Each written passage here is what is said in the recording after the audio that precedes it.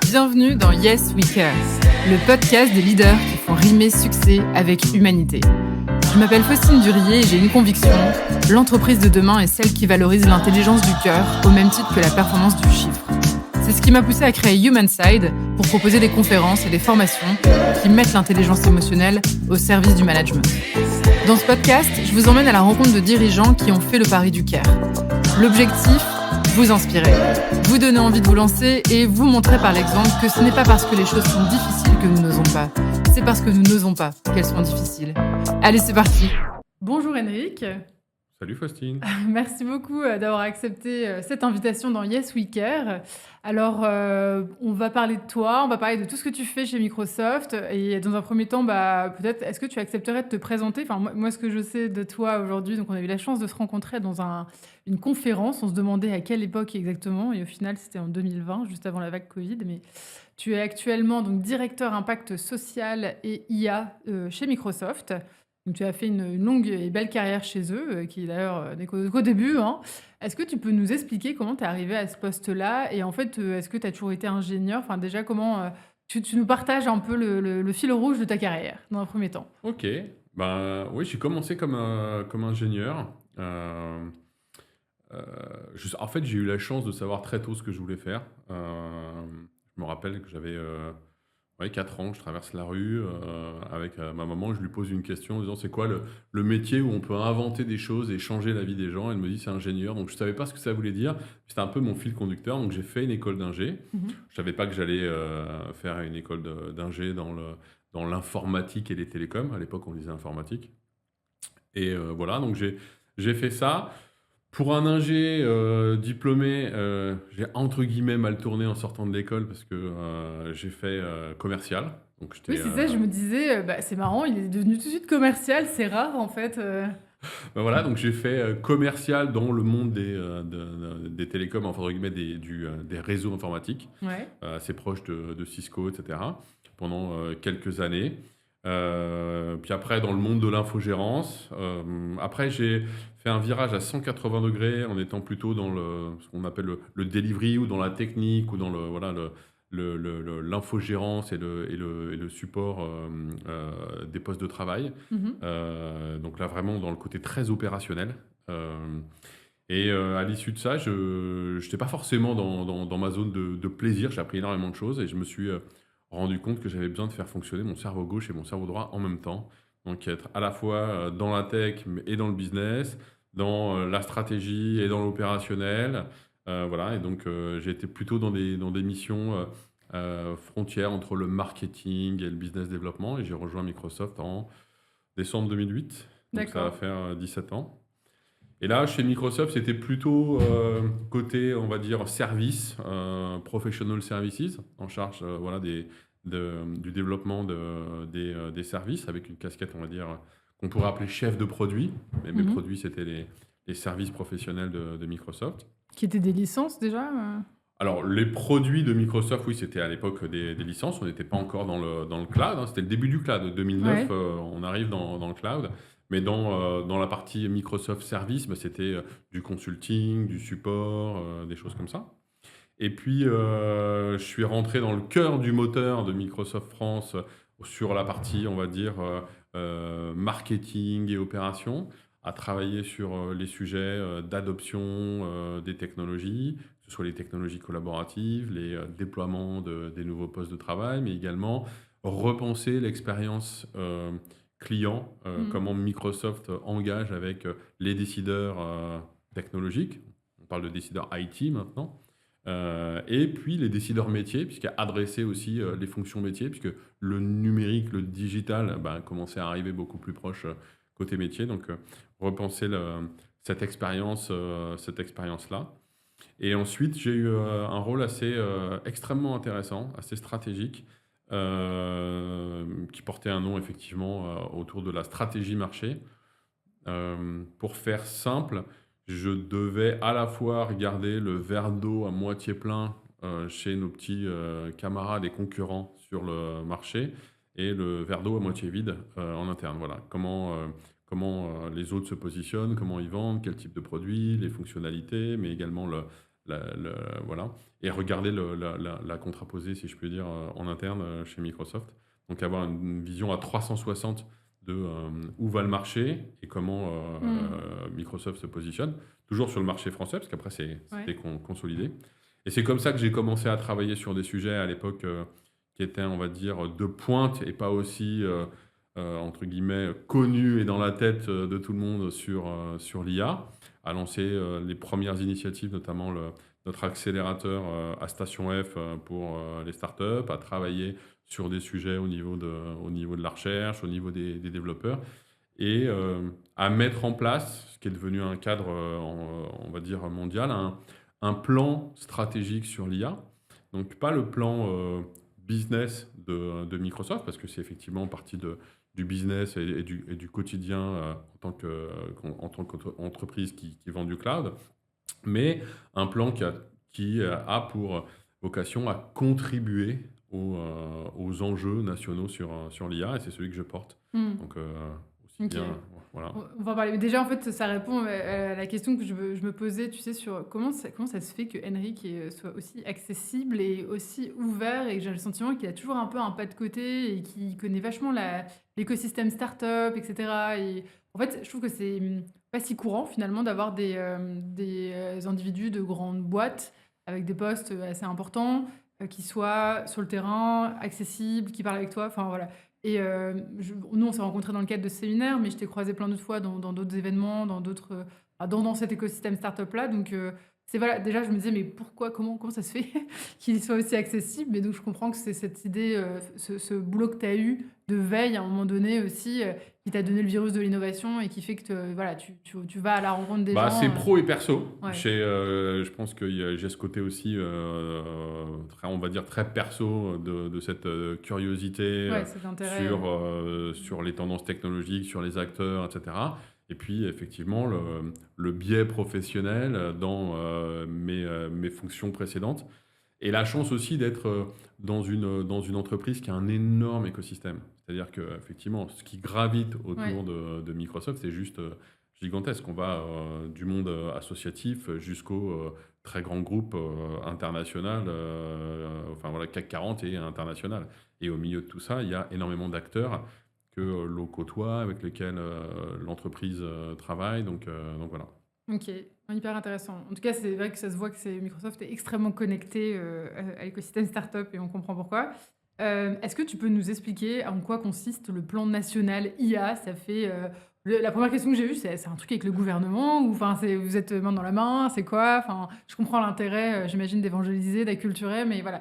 Peux-tu nous en dire plus justement sur ce rôle que tu as et la mission, que s'est donnée Microsoft avec ça, en fait? Bah, avant de te dire peut-être ce que c'est, le pourquoi est important, Ouais. parce que c'est pas nouveau, parce on parle de plan IA, en tout cas plan national sur l'IA, mais il faut reprendre un petit peu le pourquoi et l'historique. On est une entreprise qui fête ses 50 ans cette année, en 2025. C'est Euh, rien quoi, tu te dis, je trouve, moi je c'est trouve rien et c'est beaucoup dans le numérique. ouais, ouais, je sais pas, j'ai l'impression que enfin, tu vois, on est tellement entouré de grosses boîtes, centenaires, voire, Ouais, de mais dans, plusieurs le- dans siècles, la tech, mais non, effectivement pas dans la les tech, boîtes ouais. de la tech qui dépassent 25 Ouais, ans, ouais, à ouais, part raison. Microsoft, on peut regarder, hein, Google, Facebook, Oracle, j'allais dire, Apple. Oracle, ils ont quel âge là? Parce que là, ils doivent être plus jeunes, ouais. Ouais, ouais, ouais. Et donc, non, non, non, on fait partie des entreprises qui ont su évoluer. Et depuis la naissance de Microsoft, donc depuis 50 ans, juste pour la petite histoire, ça fait plus de 41 ans hein, dans la filiale pour la France. Donc Microsoft est en France Ouais. depuis plus de 41 ans. Et en fait, je suis obligé de remonter un petit peu à la genèse parce qu'il y a en lien avec la mission de Microsoft, la vision d'un Bill Gates quand il fonde Microsoft, c'est la vision de l'informatique permettant à chaque individu de pouvoir en faire plus. Et ça se traduisait par un PC dans chaque foyer ou un PC dans chaque bureau, non pas avec une vision de vendre des PC, mais de se dire il faut que l'informatique va nous permettre de faire plus de choses. Ce qui a été traduit avec l'arrivée de notre dernier CEO, Satya Nadella, par une mission qui s'exprime en permettre à chaque individu et à chaque organisation de réaliser ses ambitions. alors en anglais, c'est de l'empowerment, empower Mmh. every person and organization on the planet to achieve more. Mais quand on dit ça, quand on a cette vision que le digital permet à des individus et à des organisations de réaliser leurs ambitions, ça veut dire que on a un rôle à jouer, on a une responsabilité, on doit avoir du numérique qui est accessible et qui est vraiment source d'opportunités Mmh. pour les individus et pour les organisations. Et donc, depuis l'histoire de Microsoft, avoir une contribution positive, une contribution citoyenne dans les pays dans lesquels nous sommes présents, c'est, si je peux dire, by design dans ce que l'on essaye de faire. Donc, indépendamment, enfin pas indépendamment, mais connecté avec la dimension Microsoft entreprise et avec des objectifs financiers, il y a des actions citoyennes pour faire en sorte que le numérique contribue à d'autres et contribue aux enjeux qui sont importants pour la nation dans laquelle on est. Oui, ce que j'allais dire, parce que tu pourrais dire, bon, le numérique peut faire plein de choses, mais l'idée, c'est pas spécialement d'enrichir chacun personnellement, c'est d'avoir un impact plus global, quoi. Exactement. Et surtout, dans les pays dans lesquels nous sommes présents, les enjeux sont différents et Ouais. il faut adapter les initiatives ou les sujets au contexte national. Maintenant, si on revient, et donc ça a évolué, ça fait très longtemps qu'on travaille sur ces sujets-là, que ce soit dans le monde de l'éducation, que ce soit avec le milieu associatif, sur des sujets d'inclusion, de diversité, d'opportunités de reconversion, de création d'emplois, voilà. D'accompagnement de start-up, parce que juste, on Mmh. parle de start-up, c'est aussi créer l'innovation. Juste pour la petite histoire, hein, le programme start-up, il a plus de 25 ans et il est né en France. Le programme start-up de Microsoft dans le monde, ça s'appelait un programme qui s'appelait le programme ID et il est né en France. Et donc, on a toujours eu ces initiatives-là. Et donc, Ça montre aussi, je peux pardon, mais quand il parle d'empowerment, c'est aussi incarné en interne, quoi. C'est-à-dire qu'on vous laisse aussi la marge de manœuvre pour tester des choses et développer, voilà, ou en aussi à tout votre cas, échelle. effectivement, et puis d'apprendre des divers Ouais. pays, de voir qu'il y a des initiatives, des choses qui sont lancées et qui peuvent être répliquées à Ouais. l'international. Le grand groupe américain, c'était un peu le sentiment de t'as le grand chef aux États-Unis qui va maintenant vous déployer et basta, quoi, tu vois. Il y a un peu des deux, c'est-à-dire que quand on est une boîte à l'échelle d'un Microsoft, alors il y a forcément une corporation avec des programmes et des fonctions et des actions et des initiatives qui sont extrêmement, on va dire, standardisées, mais il y a aussi cette opportunité de faire un peu de local, effectivement, Mmh. cette notion d'empowerment qui est extrêmement, peut-être on parlera culture et Ouais, justement absolument. qui est importante. Et puis aussi d'apprendre, de se dire, nous, entre guillemets, corporation, on regarde ce qui se fait dans certains pays et On ça va s'en nourrit, nourrir. voilà. Mmh. Et typiquement, le plan IA, ça vient de là.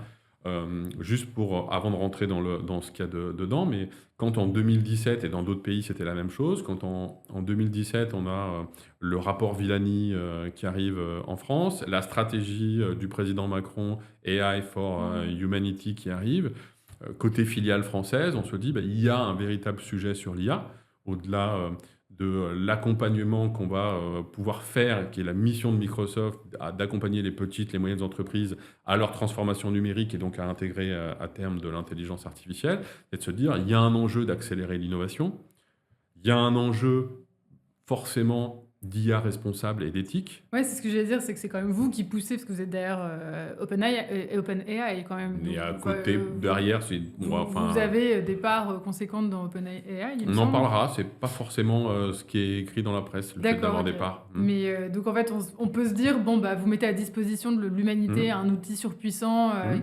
qui permet de nous Mm. augmenter, mais il y a une responsabilité derrière ça aussi. C'est pas juste on déploie et basta, quoi. Exactement, puis tu verras qu'on n'a pas cette vision d'augmentation, donc on pourra D'accord, en ok. parler. Intéressant. Donc se dire, il faut qu'on travaille sur le sujet, il faut qu'on aide la France sur la dimension innovation, il faut qu'on travaille sur ce sujet IA responsable, parce que quand je dis on travaille, c'est pas en interne, on fait des choses en interne, mais il y a un véritable enjeu sur le territoire français et au niveau européen sur le sujet de l'IA responsable. Comment on fait avancer le sujet? Mm. Parce qu'on n'a pas la prétention d'avoir la réponse, notamment sur des sujets éthiques, et c'est un véritable sujet collectif. Il y a un véritable enjeu d'emploi et de compétences dès 2017, hein, quand on a mis le cadre, et puis il y a une dimension on va dire, sociétales. Alors, vulgairement parlant, on dira de IA for good, comment mettre l'IA au service d'enjeux de société. Et donc ça, c'est le cadre que l'on a un peu proposé, établi, que dans d'autres pays aussi, ils se sont OK. appropriés, et qui est devenu une espèce de cadre, on va dire, un peu mondial. Et donc aujourd'hui, ce cadre-là, c'est celui que l'on a sur Microsoft France, dans lequel on va avoir un certain nombre d'initiatives sur l'innovation, l'accompagnement des startups et des engagements qu'on a pris récemment, par exemple en 2024 lors de Choose France, en même temps qu'on annonçait des gros investissements de type data center. On prenait un engagement d'accélérer 2500 startups d'ici 2027 OK. sur l'IA. C'est aussi travailler sur la recherche et la recherche et développement.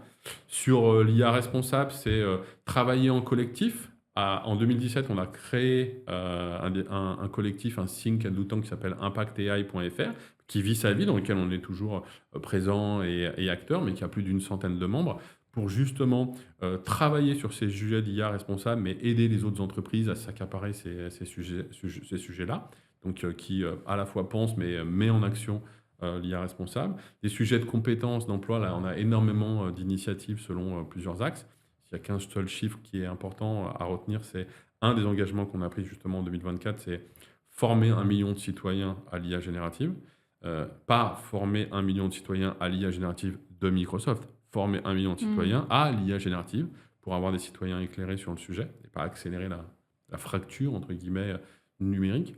Et puis la dimension sociétale, comment on met l'IA au service des associations, des entrepreneurs à impact, etc. Donc c'est ces initiatives-là qui font partie de ce plan que je porte et qui sont... Sacrée, feuille de route. Alors déjà, aux questions, donc tu avais déjà un peu répondu, mais tu n'as pas d'équipe directe pour, porter ce sujet-là? Non, c'est un rôle qui est transverse à l'organisation, parce qu'il y a des initiatives où il y a des sujets qui sont, entre guillemets, directement portés au sein D'accord. des équipes, mais il y a des choses qui sont éminemment Donc tu as un vrai transversales. sujet aussi de mobiliser en interne pour t'aider à réaliser cette mission quand même? C'est mon principal sujet. Ouais. C'est effectivement d'être en mesure de bâtir un plan avec les initiatives de Mmh. chacun, avec les initiatives qui sont dans des silos, Oui. d'apporter de la cohérence, voire même de créer des initiatives qui sont transversaux Mmh. à l'ensemble de l'organisation et qui sont multi-acteurs. En fait, tu es un vrai connecteur, hein. Tu as surfé un peu toujours les mêmes choses finalement, de tes jobs d'avant, c'est intéressant. Et alors comment tu fais? Est-ce que tu as des exemples un peu, marquants? Enfin, tu as formé 1 million de personnes. Enfin, ça commence par quoi? Comment tu fais ça? Si on prend l'exemple de la formation sur 1 million de personnes, donc là, on a une personne qui est dédiée, et on a une organisation mondiale, là, pour le coup, D'accord. sur le sujet, qui s'appelle Microsoft Elevate. Et donc là, il y a une personne qui travaille sur le sujet de manière dédiée sur la France, qui s'appelle Céline Corneau. Et on travaille main dans la main avec plusieurs acteurs. Et l'idée, c'est de se dire, voilà, on a du contenu de formation côté Microsoft, on a des dispositifs. L'enjeu, c'est pas de sensibiliser ou former les employés des grandes entreprises, parce que, Ils sont si, c'est un enjeu, ils sont quand même et bien ça, accompagnés quoi, enfin mais déjà. ils sont bien accompagnés et c'est un peu le business as usual de Microsoft. C'est-à-dire Ouais. qu'on le fait déjà dans notre engagement et dans l'accompagnement que l'on fait. Donc le rôle et ce million qu'on va chercher, c'est plus les autres. C'est plus les petites et moyennes entreprises, c'est plus les filières dans certains secteurs d'activité, c'est plus les travailleurs ou futurs travailleurs, donc travailler avec le monde de l'éducation, Mmh. travailler avec sur le sujet des demandeurs d'emploi. Donc voilà.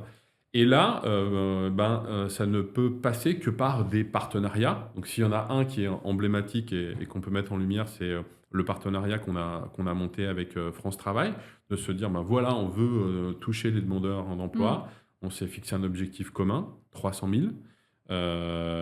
Et là, ça a été de créer, avec ce que l'on sait nous, mais aussi en utilisant le savoir-faire d'acteurs français, en l'occurrence une start-up du monde de la tech qui s'appelle Kokoroe. Qu'on salue, Voilà. on l'apprécie. Et donc de créer un contenu, un dispositif, donc en l'occurrence là c'est un calendrier de l'Avent, pour qu'après il soit Oui. mis à la disposition des demandeurs d'emploi sur la plateforme de France Travail. C'est un asset France Travail avec du contenu complètement agnostique, mais qui permet, par exemple, si on prend l'exemple des demandeurs d'emploi, de comprendre ce que c'est que l'IA, comprendre ce que c'est que l'IA générative, voir des cas d'usage dans son quotidien, comme ça Ouais, nous parle, absolument. comprendre les enjeux d'éthique, d'IA responsable, mettre en avant aussi ce que fait France Travail en utilisant l'IA au service des demandeurs d'emploi, et puis surtout mettre en action l'IA générative avec des outils gratuits grand public au choix du demandeur d'emploi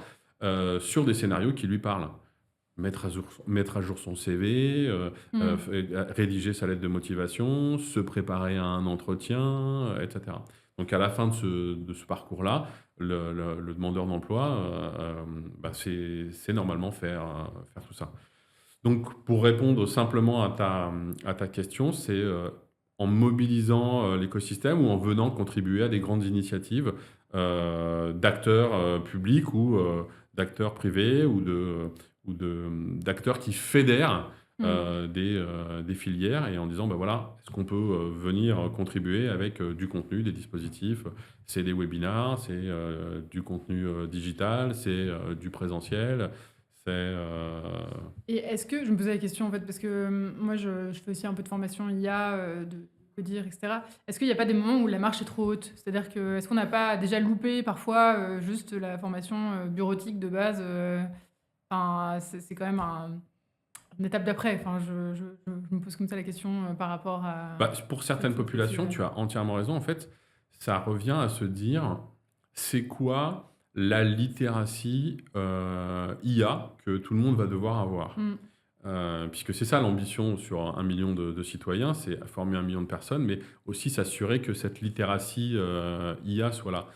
Et pour moi, il y a 3 piliers dans la littératie IA, et le premier, c'est celui que tu viens de citer, c'est avoir un minimum de littératie numérique déjà. Ouais. Parce que même dans des grands groupes, on a des collaboratrices, des collaborateurs qui sont bah, pas forcément formés au numérique. Alors peut-être effectivement, ils ont déjà un smartphone, mais c'est pas parce qu'on a un smartphone qu'on est Absolument, ouais. formé au numérique et qu'on a cette littératie numérique. Donc c'est déjà asseoir cela. Et puis, bien entendu, il y a la dimension IA qui vient derrière, comprendre le sujet de la data, le sujet de l'IA et de la science des données, un minimum, et puis la dimension éthique. Pour moi, c'est les 3 fondations Ouais, le qui pilier, font partie de cette nouvelle littératie IA qu'on doit donner à tout le monde. et alors, je sais que toi, donc, tu as une feuille de route qui est très, très large et finalement, de plus en plus B2C. Pour autant, je me questionnais, un peu, B2I, B2I. ouais, on va dire employé ou OK, futur ouais. employé.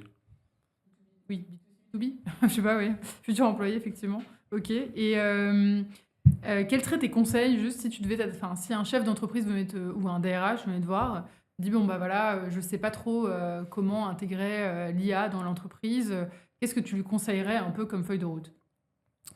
Bah, ça, c'est le sujet que j'adresse depuis pas mal de temps avec des petites, des moyennes Mmh. entreprises, etc. J'en ai même fait un, un article LinkedIn sur comment y aller et surtout comment aller chercher la valeur avec cette notion aussi de ROI. On pourra en parler parce que selon sa maturité, le sujet c'est j'y vais ou j'y vais pas, ou c'est surtout quel ROI et comment aller chercher le ROI.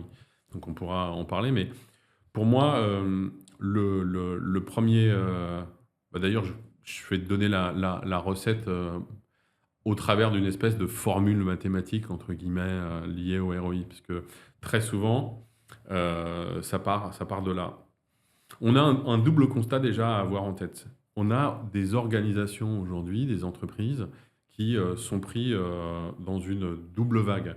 D'un côté, on a cette vague de l'innovation qui est arrivée, et qu'ils prennent de plein fouet. Il faut juste se rendre compte que ce qui vient de se passer entre 2018 et 2022 sortie de ChatGPT, hein, les 4 années 2018 et 2022 en IA, c'est l'équivalent en termes de progrès technologique de 25 années de numérique. Donc tu te mets il y a C'est énorme, 25 ouais. ans, tu vois le Nokia 3210 et tu vois les smartphones maintenant, juste pour prendre l'exemple des Ouais, bien sûr. smartphones. Ben voilà, 25 années de numérique, c'est ce qui s'est passé là, ces 4 dernières années. Donc une accélération fulgurante de l'innovation. Et de l'autre côté, une accélération juste incroyable des usages, hein. 15 ans pour avoir 100 millions d'utilisateurs sur Internet, 10 mois pour avoir 100 millions d'utilisateurs pour C'est fou. TikTok, 2 mois pour ChatGPT. Donc, Incroyable. on a des organisations qui se prennent ça de plein fouet et qui doivent gérer deux choses. D'une part, ce qu'on peut appeler le FOMO, le Fear of Missing Out. Comment je fais pour pas louper la vague? Ça, c'est surtout la plupart des organisations. Les plus petites, si on prend par exemple les chiffres de la BPI, c'est pas du tout ça. C'est plutôt pourquoi j'irais dans l'IA. Ça, c'est les petites entreprises, tu dis? Ah, les petites entreprises, Ah ouais. on est plutôt dans les grandes qui se disent, faut pas que je loupe la vague. Ouais. Elles doivent y aller, elles veulent y aller, elles y Ouais, vont. parce qu'elles ont un peu galéré déjà avec la transfo, digital, machin. Donc là, elles se disent, c'est bon, là, on est rodé. Et faut pas que ouais, non, mais ouais. surtout, faut pas que je loupe. Ouais. Et alors que si on regarde les plus petites entreprises, l'étude de la BPI, donc en 2024 et qui a été mise à jour là en 2025, si on prend les chiffres de 2024, on regarde, c'était flagrant. 2024, c'est quand même, à l'époque où ils l'ont sorti, c'était 18 mois après ChatGPT, hein. 40 000 dirigeants d'entreprises, de petites et moyennes entreprises interrogés. 3% des dirigeants avaient utilisé ChatGPT dans leur quotidien professionnel. À 71%, c'est parce qu'ils voyaient pas, ils n'avaient pas reçu les formations. À 72%, parce qu'ils n'avaient pas identifié les cas d'usage les concernant. Et aujourd'hui, les chiffres mis à jour, on atteint difficilement 25-30% de je l'utilise, mais et encore moins c'est mis en œuvre dans mon organisation. Et le problème, c'est toujours la même chose. C'est partout ou c'est juste en France? La France est en retard. Ah ouais. Ouais, la France est en retard par rapport à d'autres pays, particulièrement sur les petites et moyennes entreprises. Et donc, l'enjeu, c'est de se dire comment j'y vais ou pourquoi j'y vais. Ça, c'est pour les organisations. Et puis de l'autre côté, là, par contre, tout le monde est sur le même pied d'égalité. C'est les individus. Certains ont utilisé l'IA en mode caché. Là, on parle de shadow AI. Voilà, je le fais. Ou alors, je ne suis pas dedans. Mais tout le monde est dans potentiellement le FOBO, le fear of being obsolete. J'ai peur d'être remplacé par l'IA. Donc, si on fait cette photo, c'est ça, aujourd'hui, les organisations, face à ça, là où elles se trouvent. Et le véritable enjeu pour répondre à ta question, comment j'y vais en y allant du bon chemin, avec le what you need for me, qu'est-ce qu'il y a pour moi, qu'est-ce qui va m'apporter de la valeur, et comment j'embarque tout le monde. Et avec certainement un COMEX acculturé ou pas acculturé qui dit c'est quoi le ROI, quoi qu'il arrive. Donc, pour te décrire, pour moi, le chemin de transformation et en jouant sur ce sujet de ROI, le premier sujet, c'est aller chercher un premier ROI, et c'est un ROI que j'ai envie d'appeler, moi, le retour sur inclusion. C'est-à-dire, si vous voulez aller dans l'intelligence artificielle, le sujet, c'est pas l'intelligence artificielle. Le sujet, c'est un sujet d'abord métier. Qu'est-ce que vous avez envie d'accomplir? Il y a 4 choses. On peut se dire, est-ce que c'est améliorer l'expérience utilisateur? Est-ce que c'est améliorer l'expérience employée? Est-ce que c'est transformer mes processus? Est-ce que c'est apporter de l'innovation?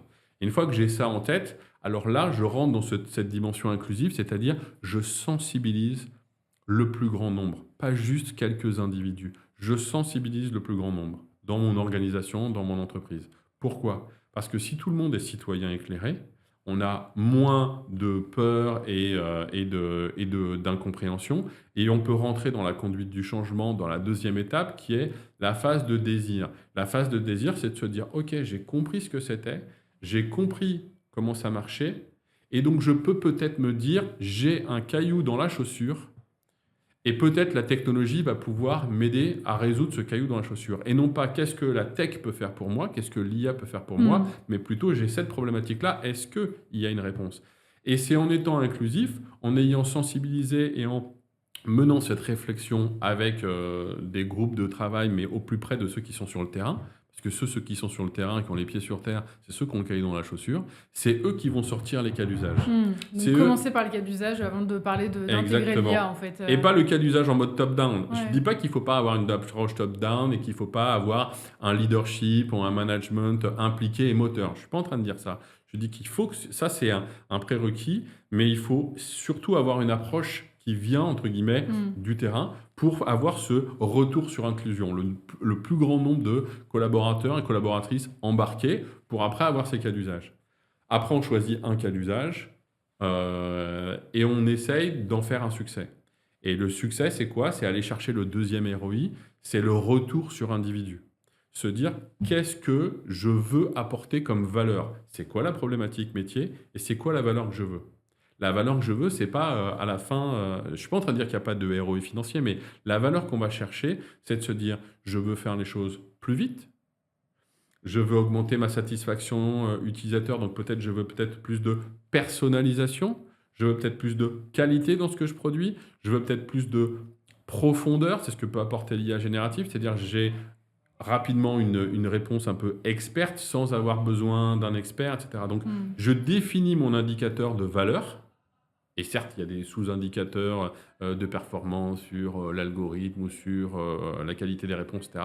Mais voilà. Et je fais en sorte que dans la mise en œuvre de ce cas d'usage, cette valeur se sédimente auprès de l'individu ou des individus. Je décide de mettre un agent conversationnel dans mon centre d'appel, mais pas pour mettre un agent conversationnel, parce que mon objectif, Ouais. c'était euh, avoir une meilleure qualité de service. Pour avoir une meilleure qualité de service, en fait, il faut que j'ai des meilleures informations au niveau de mon centre d'appel. Et donc, l'agent conversationnel permet d'aller chercher les informations et de les donner à mon agent, entre guillemets, humain. Là, je parle d'agent, de personnes, pour mieux, entre guillemets, pour mieux accompagner, pour mieux Mmh. répondre.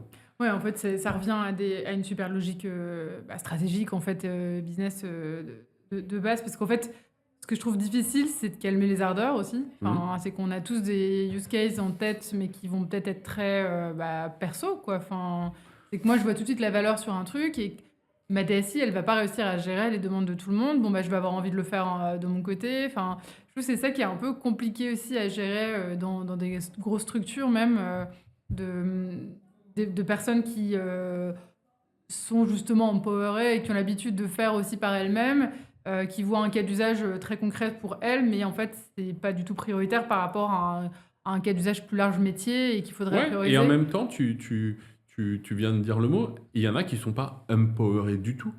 Et c'est pour ça que cette notion d'inclusion, elle est importante. Comment j'empower mes collaborateurs et mes collaboratrices, c'est pour dire, il y a ça comme problématique métier et on pourrait le résoudre. Mm.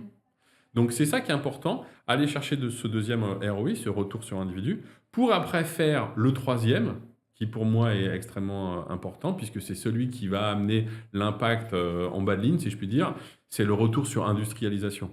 Si j'ai mis en place ce cas d'usage, comment je m'assure que ça devient une nouvelle manière Mm. de fonctionner? Comment je fais en sorte que le triptyque qui est hyper important dans tous les projets, people, process, tools, il ait été adressé? Parce que j'ai mis en place la tech, mais j'ai revu ou pas mon processus?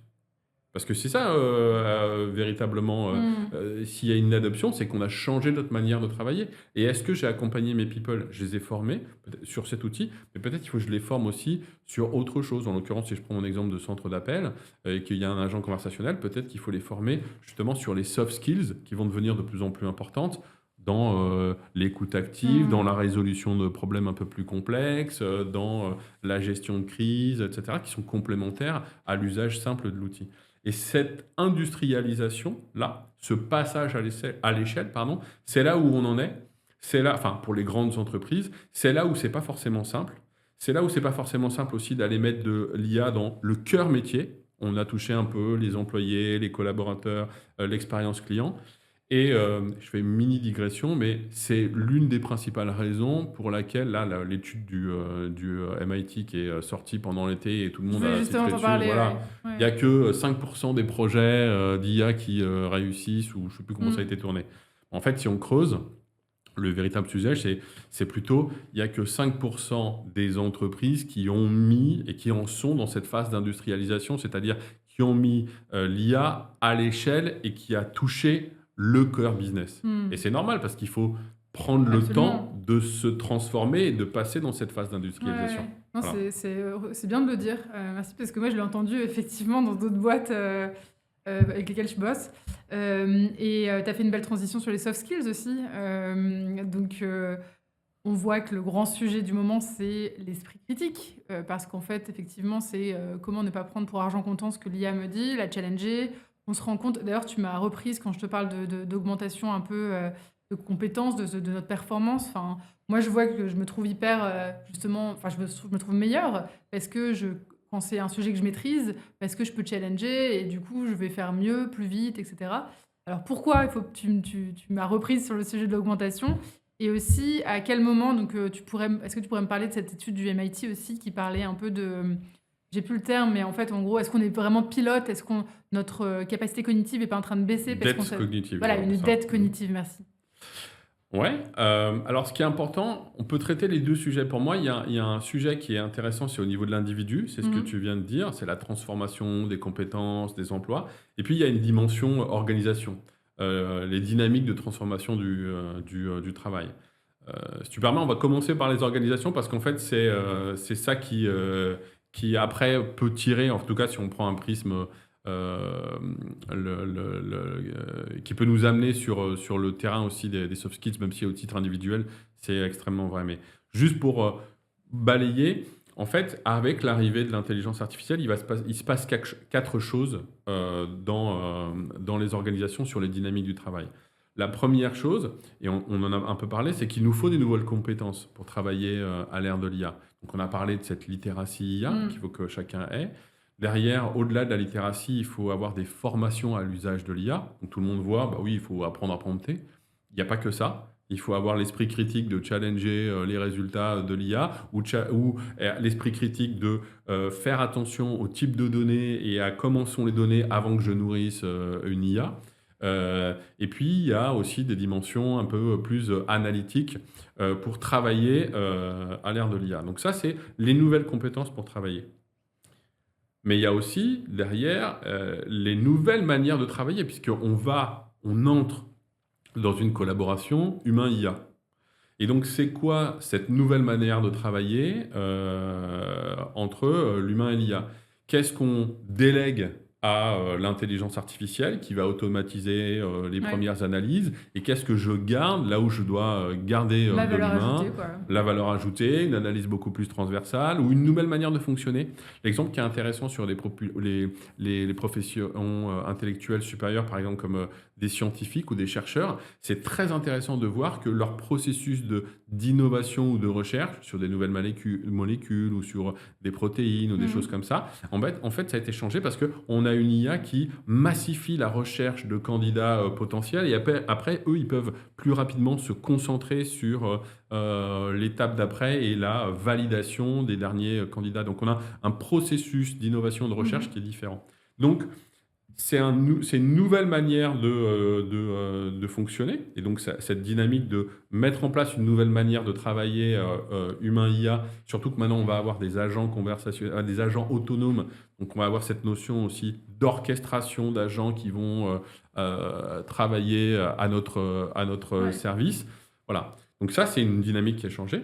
Et puis, la dynamique qui est des compétences effectivement émotionnelles et transversales, qu'on appelle historiquement les soft skills. Moi, je pense que ça va devenir les power skills, l'esprit critique, la créativité, l'empathie, la collaboration, tout ce qui relève de la relation à l'autre, qui vont Pourquoi tu être... dis power skills? Parce que c'est ce qui va te différencier, Oui, et puis c'est qu'à mon avis, ça va être crucial, et ça va être, et là je vais venir sur le mot, moi j'aime pas du tout le mot augmenter, parce que ça a une dimension un peu, à mon goût, transhumanisme. Mmh. Je ne nous vois pas augmentés par l'IA, je vois l'IA à notre service et qui va nous permettre d'amplifier notre ingéniosité. Mmh.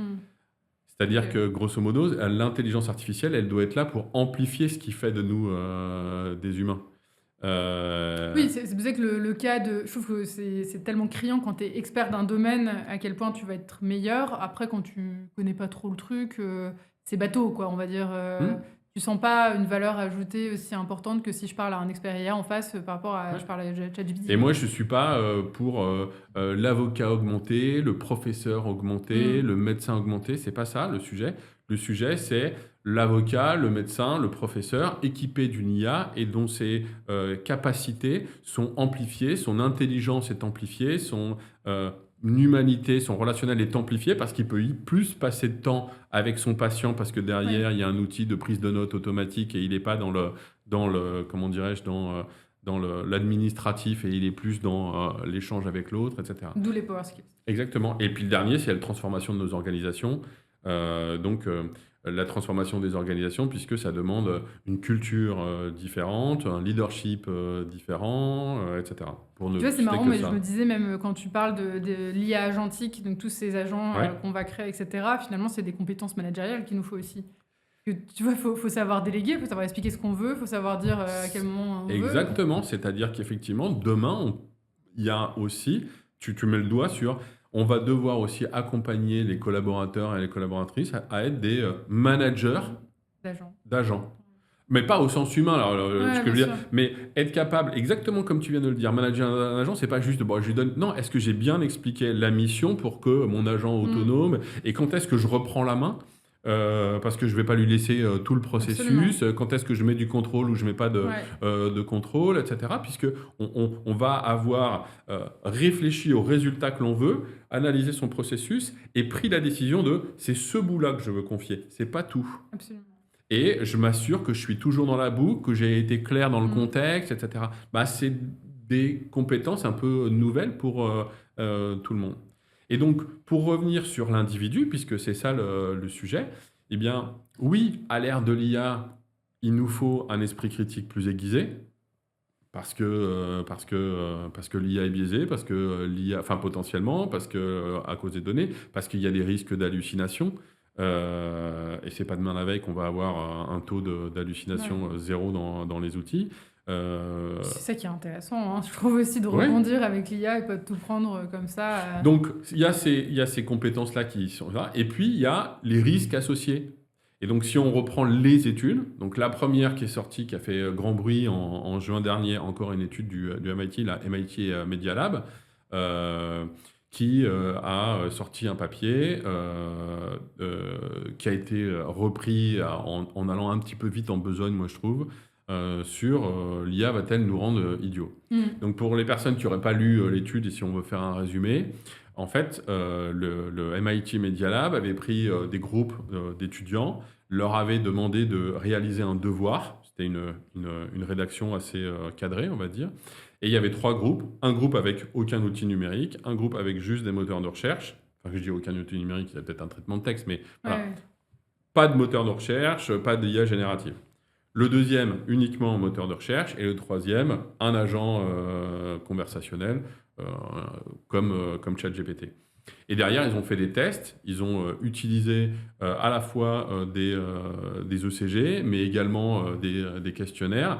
Et ils se sont rendus compte qu'il y avait un taux de mémorisation sur ce qu'ils avaient écrit, sur des détails de leur article, etc., qui était moindre sur le groupe d'étudiants qui avaient utilisé l'IA générative. Donc ils se souvenaient moins, ils avaient moins appris finalement de cet Mm. exercice-là que les autres.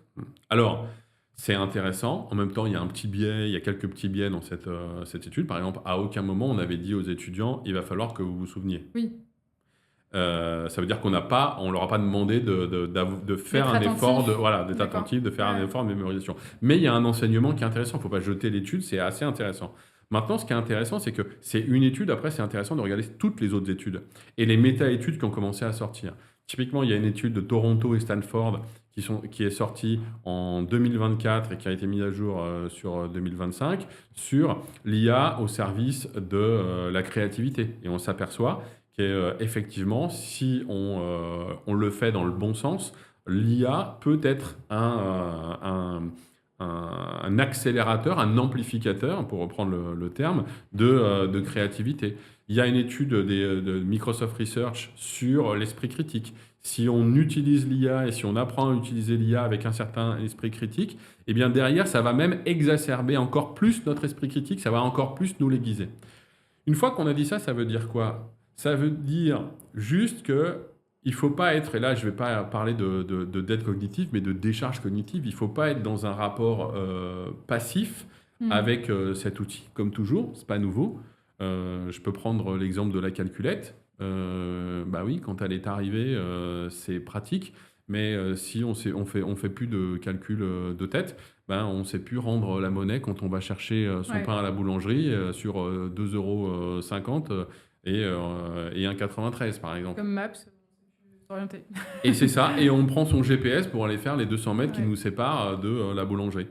Donc si on est en permanence en décharge sur les outils, etc., et qu'on n'a pas ce côté proactif de se dire, bon, ben, je sais l'utiliser, je vais Mmh. l'utiliser à bon escient ou au bon moment, ben, on a potentiellement ces risques-là. Ça veut dire quoi? Ça veut dire qu'on a une hygiène individuelle à avoir. Euh, Quelques conseils, par exemple, pour les personnes qui nous écoutent. Euh, Quand vous faites un brainstorming, commencez par réfléchir entre humains ou avec vous-même avant d'aller demander des idées à votre GPT ou à votre Mmh. agent conversationnel préféré. Ça vient complémenter, mais ce n'est pas notre point de départ initial. Essayez de faire des actions sans IA générative.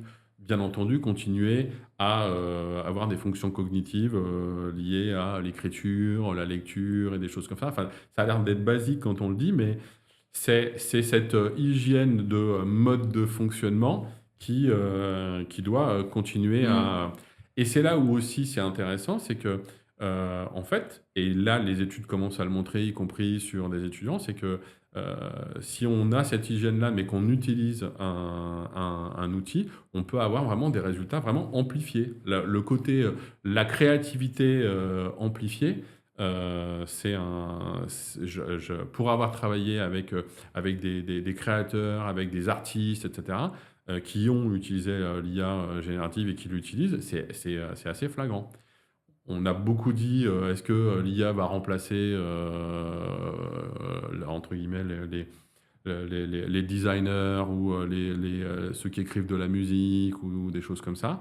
Moi, je suis intimement convaincu que non. Parce qu'on a notre propre identité créative Oui, et absolument. En voilà. fait, c'est ça, c'est la façon de prompter, c'est la façon de rebondir. Et comme on disait, moi, je suis convaincue que c'est lié à ton expertise, en Ouais, fait. puis c'est aussi la manière dont sont faites les IA, c'est-à-dire que ce sont encore des machines statistiques basées sur, on va dire, le passé, ce qui existe déjà. Ouais. Euh, Je vais te donner une illustration. On connaît DALL-E, le moteur de génération Image. d'images. Ben moi, je suis intimement persuadé, parce que tu vois, c'est la montre molle qui est juste derrière moi là, qui m'a inspiré, que c'est pas DALL-E, mais c'est qui aurait pu faire ce que Salvador Dali a fait en imaginant les montres molles. Ça viendra pas naturellement d'une IA générative. Il Oui, faut la absolument, ouais. prompter. Je Il voudrais que faut tu me un donnes une image d'une modèle. montre molle, une Ouais. montre qui coule, quoi. Ouais. L'idée de faire des montres qui coulent. Ouais, ouais, c'est pas euh, lui qui va pondre ça comme ça naturellement, quoi. Effectivement, ça part de quelque Par part. contre, en brainstormant, Ouais. etc., voilà, et on peut arriver à ces idées, à ces idées-là. Donc, c'est en ça qu'il faut garder cette hygiène cognitive et en même temps, c'est un Mm. amplificateur de. Oui, absolument. C'est une hygiène donc pour soi et en même temps qui améliore ses performances grâce à l'IA. Et alors, j'avais très envie qu'on parle aussi de culture d'entreprise parce que je trouve que Microsoft, c'est très inspirant comme boîte. Notamment parce que je suis une grande fan de LinkedIn à la base. Et je suis très proche de Laurence Bredstern qui est venue aussi sur le podcast et qui m'a souvent parlé de cette culture-là aussi. Et j'ai été assez bluffée par le fait que finalement Microsoft n'est pas, si tu veux, détruit aussi la culture LinkedIn et qu'en fait, avec votre CEO, j'ai le sentiment aussi qu'il y a un nouveau rebond, enfin, enfin, c'est quelque chose de très attirant en tout cas et de dynamique qui donne envie. Mais bon, ça c'est moi de vue d'extérieur. Donc est-ce que tu peux nous partager justement, peut-être même comment tu as vécu toi les différentes présidences, parce qu'il y en a eu plusieurs, et nous parler de cette culture-là. Moi, j'en ai connu que deux, parce qu'il y en a eu que trois des présidents de Oui, Microsoft. Je n'ai pas connu t'as Bill pas connu Bill Gates. Gates, ouais. Non, je suis arrivé encore à l'ère de Steve Ballmer. Et qui a Avec, quelque chose quand même, enfin c'est quand même complètement Ah différent. oui, oui, bah là, c'est un leader qui, quand on l'écoute, voilà, on a envie de gravir une montagne. Un leader plein d'énergie qui parle, si tu me passes l'image, mais qui parle aux tripes. Hmm, Alors que Satya, il parle à l'esprit d'accord. et un peu au cœur. Mais si on Un peu revient sur spirituel. ouais, si on revient à la culture, d'ailleurs, il en a fait un bouquin, hein, Satya, qui s'appelle Hit Refresh. Il a carrément bouleversé et transformé. C'est peut-être un de ses plus grands succès, au-delà de, effectivement, c'est peut-être une conséquence du prix de l'action et, Ouais. et du fait que. Mais il arrive au moment où Microsoft est une boîte qui n'innove plus, qui est très silotée, même si on continue encore, hein, comme toutes les boîtes, à avoir des silos. mais avec des images qu'on peut retrouver sur le net. Oracle est comme ceci, machin, ça. Et Microsoft, c'est des silos avec des pistolets qui se tirent dessus, Office qui tire sur Windows, ça. Donc très siloté. Et il est arrivé avec une vision inspirée par des livres qu'il avait lus, notamment un livre sur le growth mindset. Alors, c'est difficile à traduire, le growth mindset. Oui, l'esprit de croissance. Ouais, Effectivement. Ne pas voir un échec aussi comme une perte, mais au donc, contraire, un apprentissage. voilà, exactement, apprendre, être en permanence dans ne pas être le... Carol Dwein, c'est elle qui avait fait ça. Ouais. De ne pas être dans le « je sais tout, mais j'apprends tout le temps », de « j'apprends des autres, je collabore avec les autres », etc. Et ça, il l'a fait, mais avec des actions immédiates, exemplaires, et puis avec des choses qui ont complètement structuré la manière dont on fonctionne d'un point de vue managérial. Je te donne 2 anecdotes et puis un exemple très concret. La première anecdote, il arrive et par exemple, sa première phrase c'est notre industrie ne respecte pas l'histoire, elle respecte que l'innovation. Donc c'est pas en se basant sur notre historique qu'on veut.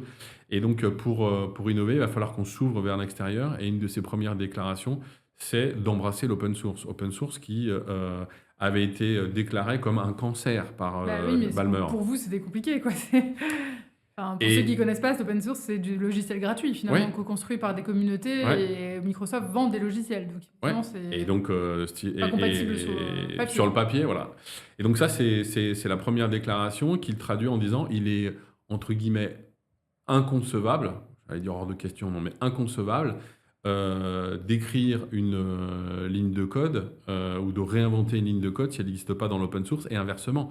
Il est inconcevable de ne pas écrire une ligne de code et de ne pas la partager avec son voisin de Office, mais surtout de ne pas derrière la mettre dans l'open source. Ça ne veut pas dire qu'on a open sourcé tous nos logiciels, il y a quand même de la propriété intellectuelle, mais il y a énormément. On est devenu le plus gros contributeur au monde de l'open source. Hein. Ah ouais? Ouais. Attendez, vous avez Red Hat, vous avez quoi, vous avez des billes dedans ou Non, en termes de contribution, vraiment, si tu regardes, oui, si tu regardes les acteurs qui sont et le nombre de contributions au donc forum vous encouragez à la fondation, vos développeurs à aller sur du GitHub, enfin à partager. Et même nos outils sont, par exemple, GitHub qui est chez nous, mais la partie GitHub Visual Studio, etc. Code. Est dans le domaine de l'open source maintenant. Pour vous donner un parallèle, pour ceux qui ne sont pas dans la tech, ça revient à dire vous avez créé un super compte rendu en interne, vous le partagez à tout le monde, quoi. Enfin, vous avez une analyse stratégique intéressante. Vous avez fait un travail que vous partagez en dehors de l'entreprise. Donc tous nos produits ne sont pas open sourcés, mais il y a plein de choses qui sont open sourcées. Et vous le valorisez en interne. Et donc c'est ça, on va y revenir sur la valorisation en interne. Donc ça, c'est assez fondateur. Et puis l'autre exemple aussi de transversalité, on va dire, et d'accélération, c'est justement dans cette dimension de il faut avoir ce growth mindset pour accélérer l'innovation et le time to innovate, etc. Il visite les labos de Microsoft Research, qui était à la pointe, qui avait battu plein de records dans le domaine de l'IA, ça ne se sait pas, mais à l'époque, la parité avec l'humain... entre une IA et un humain sur la traduction, par exemple, c'était détenu par Microsoft Research en 2017 ou 2018. Et donc, il rentre dans un labo de recherche, il voit ce qu'est capable de faire les chercheurs sur la traduction simultanée.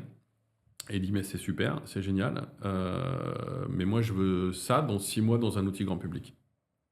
Donc, il dit à une entité qui est complètement déconnectée du business de Microsoft, cette chose-là, cet algorithme-là de traduction simultanée, il faut que ce soit dans un outil grand public dans 6 mois. On peut imaginer que ça bouleverse complètement et les gens doivent se mettre à travailler ensemble, etc. Ouais. Et c'est arrivé, c'est-à-dire que 6 mois après, dans Skype, feu Skype, la traduction simultanée, et d'ailleurs en France, c'est là où on a fait la première démo au monde de Skype avec traduction simultanée. En même temps, c'est drôle quand tu te dis avec du recul, tu te dis évidemment, enfin. Oui, mais le modèle de fonctionnement, les silos organisationnels, la manière dont travailler. On va pas refaire le truc, on va le commercialiser. Les gens parlaient même pas, c'est-à-dire que le product engineering Skype ou le product engineering Office n'étaient pas forcément au courant qu'il y avait, qu'il y avait des chercheurs qui avaient un algorithme de traduction simultanée qui était juste incroyable. Incroyable, quoi. Et même si éventuellement ils étaient au courant, il faut le mettre dans la roadmap produit. Enfin, Mmh. voilà.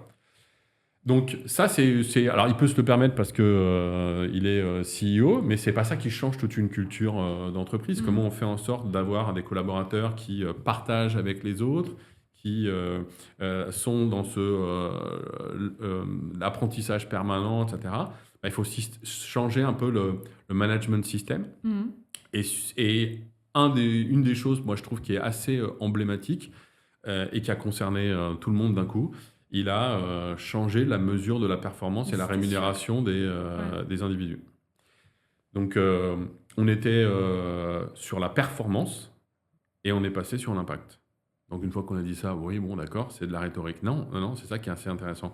Donc avant, bah, comme dans beaucoup d'entreprises, en début d'année, on définissait avec son manager, par rapport à sa feuille de mission, les objectifs qu'on devait atteindre, quali ou quanti, quel que soit son rôle. Puis on vérifiait si on les avait atteints et est-ce qu'on est à 100%, 110, 120, 130, enfin voilà, Mmh. ou en dessous, enfin bon. Et il a dit non, on va mesurer aujourd'hui l'impact des collaborateurs et on va donner une définition à l'impact. Et je la partage parce que je pense que Ouais, pour c'est les hyper intéressant. organisations et pour même ne serait-ce que individuellement se poser la question, je trouve que c'est assez intéressant. Et donc c'est quoi l'impact? C'est la conjonction de trois bulles.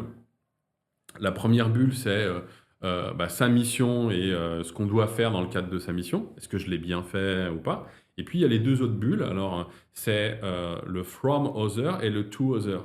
Qu'est-ce que j'ai appris du succès des autres et que j'ai intégré dans ce que j'ai fait? Et qu'est-ce que dans ce que j'ai fait en sorte que ça contribue aux autres? Et c'est intéressant en tant que manager, quand on définit ça, de faire l'exercice avec ses collaborateurs, Mmh. de se dire c'est qui tes other. Et en fonction qu'on soit junior ou senior, voilà, à qui tu veux contribuer, ou comment tu peux apprendre. Et en fonction de sa seniorité, de se dire, bah oui, en même temps que, je vais donner un exemple.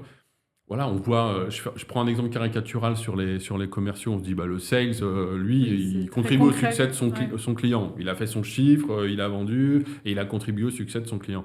Bah non, le other, ça peut être ses pairs.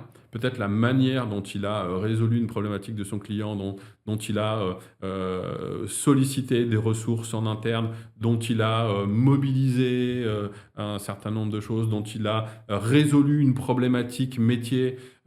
C'est quelque chose qui peut être réplicable et qui peut apprendre, et pas forcément dans un autre secteur. Ce qu'on a fait avec tel compte dans la grande distribution, oui, ça va peut-être inspirer un autre compte de grande distribution, mais Mais c'est applicable à plein d'autres domaines, ouais. ça peut être applicable dans... Et donc, comment, au travers de son travail, le cas d'usage client, il fait en sorte que ça rayonne et que ça reste pas dans son coin, Mmh. ça y est, entre guillemets, j'ai signé un deal.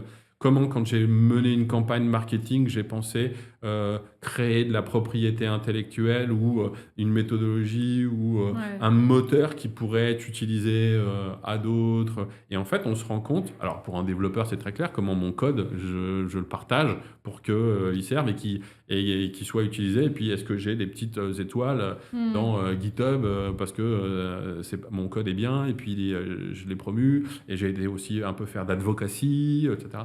Mais c'est intéressant de se dire, bah, il faut qu'on ait cette conversation, il faut qu'on détermine c'est quoi l'impact, Faustine, que tu veux avoir à la fin de l'année dans ton entretien annuel et de piloter l'impact, Mmh. pas la performance, parce que sinon tu vas faire que ta première bulle et on ne regardera pas le from et le tout. Ah mais c'est génial parce qu'en plus, moi j'adore parce que ça ouvre un peu le champ des possibles aussi. C'est porteur de sens de dingue, quoi. En fait, on s'éloigne de la culture du chiffre, qui est d'ailleurs souvent très biaisée et ça donne, oui, la possibilité d'écrire sa feuille de route aussi, je Mm. trouve, en gardant en tête la mission donc Alors c'est c'est pas simple. Bien entendu, on retombe très souvent dans les discussions managériales ouais. ou avec les contributeurs individuels, etc., bah, sur cette notion de performance. Mais au moins, en permanence, Mmh. c'est pour les ressources humaines, c'est une ligne directrice. Pour les managers, c'est une ligne directrice. Et ça nous permet d'avoir le même référentiel et de pouvoir échanger, et même entre managers, entre pairs. Mmh. Voilà. Et c'est surtout qu'en plus, c'est de l'ouverture pour tous. En fait, le grand problème des organisations, c'est qu'aujourd'hui, il y a pas d'intérêt commun généralement. Enfin, en fait, on se rend compte que les feuilles de route de chacun, les objectifs de chacun sont pas complémentaires. En fait, elles sont les uns contre les autres, justement. Donc là, on a tout avec cette idée d'impact, tout le monde a intérêt à travailler ensemble, en fait. Donc je trouve que ça touche, quoi. Je trouve que ça passe forcément par la performance et hyper intéressant comme cas d'usage, quoi. Et ça rejoint un petit peu aussi. Et alors derrière, par-dessus ça, bien entendu, tu as cette notion d'empowerment, Ouais. de se dire, bon ben voilà, euh, tu, tu, tu as un cadre, tu as une mission, mais tu peux tester, tu peux apprendre, tu peux Mmh. te lancer dans des initiatives. Et puis des choses qui sont assez fortes comme phrase en disant, voilà, considérer l'entreprise comme une plateforme pour mode développement personnel. Euh, donc de pouvoir effectivement apprendre des autres pays, tester quelque chose, et puis le mettre en visibilité, non Mmh.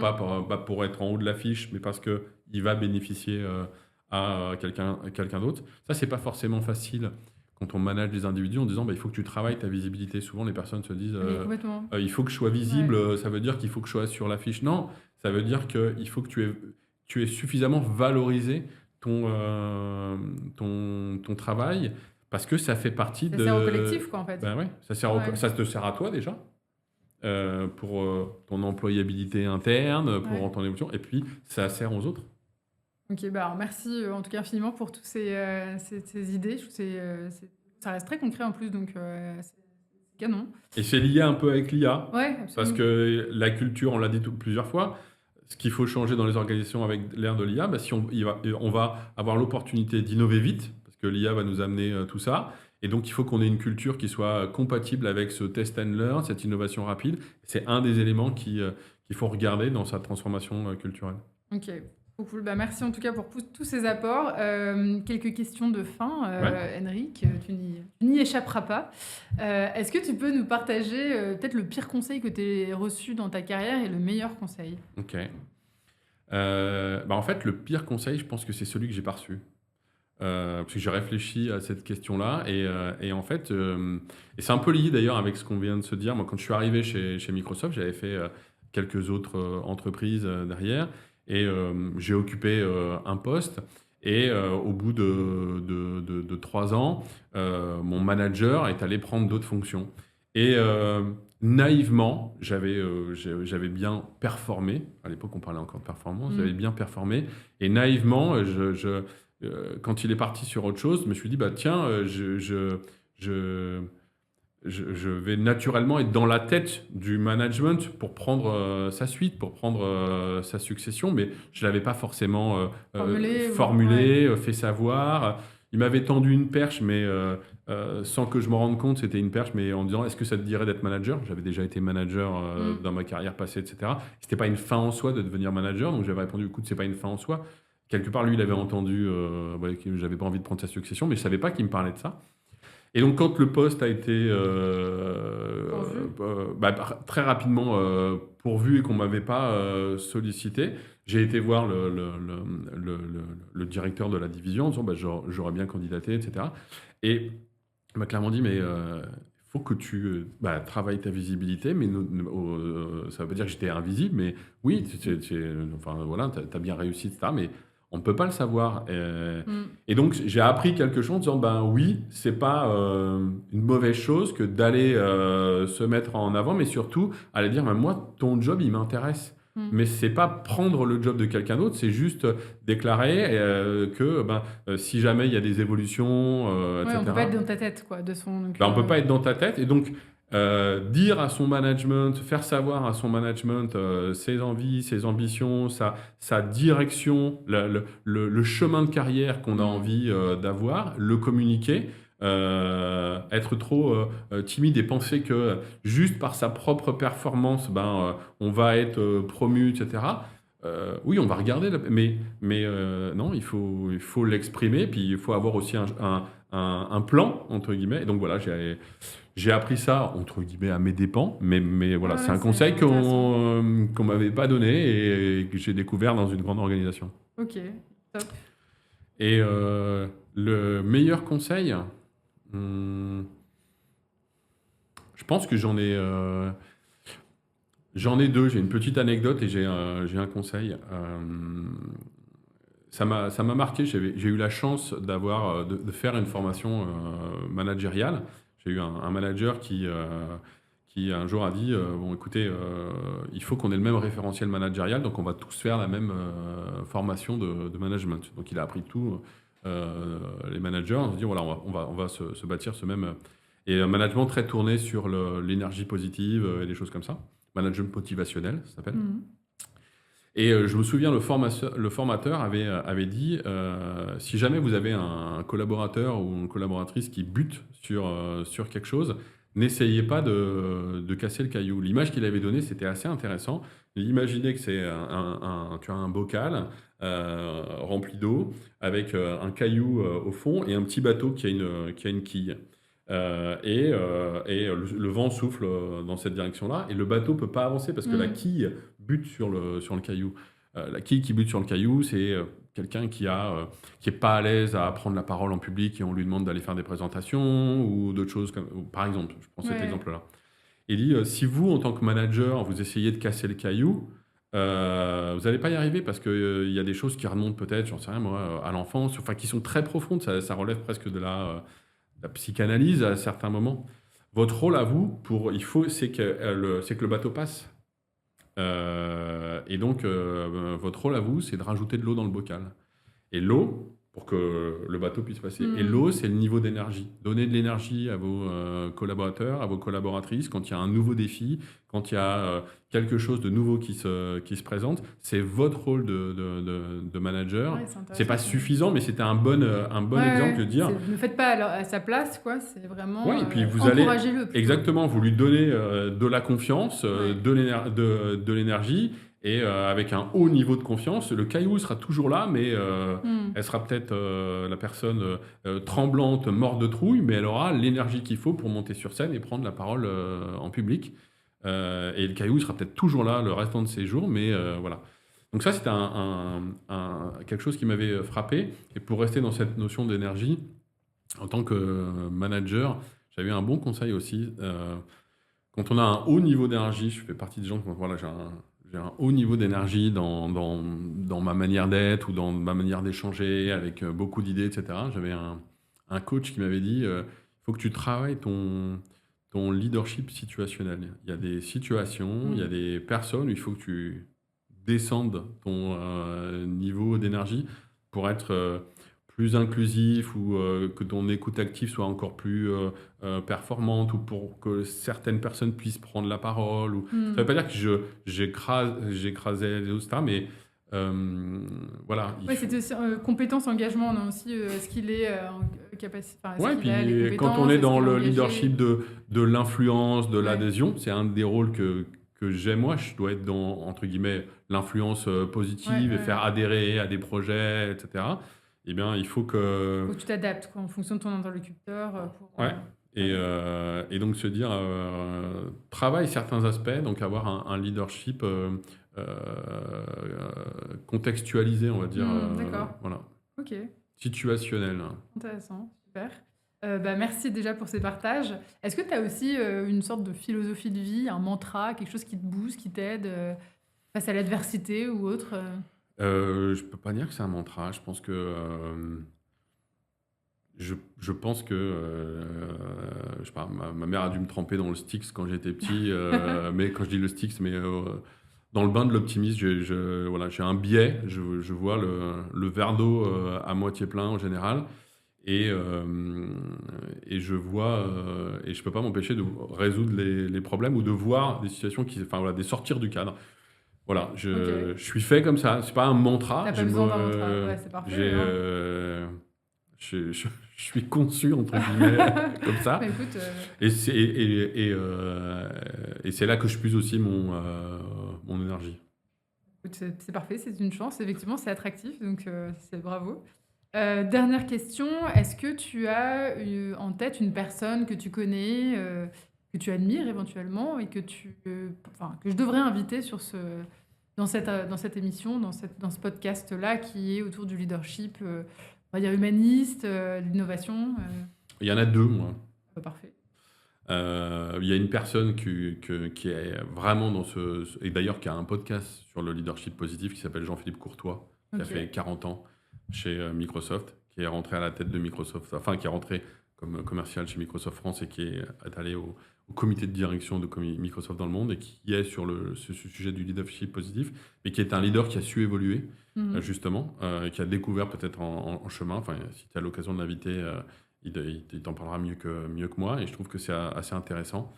Et puis, il y a une autre personne que j'apprécie beaucoup et que tu devrais inviter, c'est Frédéric Bardot de Simplon, qui a créé Simplon, donc, qui est une école inclusive et de reconversion autour du numérique, et qui est un leader à sa manière, avec sa manière ou ses manières, et qui est quelqu'un que je te recommande aussi.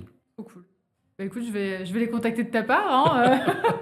Trop chouette. En tout cas, un grand merci Henrik pour tout ça, pour tous ces éclairages aussi, et pour ton énergie positive contagieuse. Je te souhaite plein de bonnes choses et Merci, puis Faustine. à bientôt. Merci. Salut. Merci pour votre écoute. Si ce podcast vous a plu, s'il vous plaît, laissez un avis sur iTunes et les autres plateformes d'écoute. Partagez cet épisode autour de vous et n'oubliez pas de vous abonner. Je vous dis à très vite dans un prochain épisode de Yes We Care, le podcast des dirigeants qui font rimer succès avec humanité.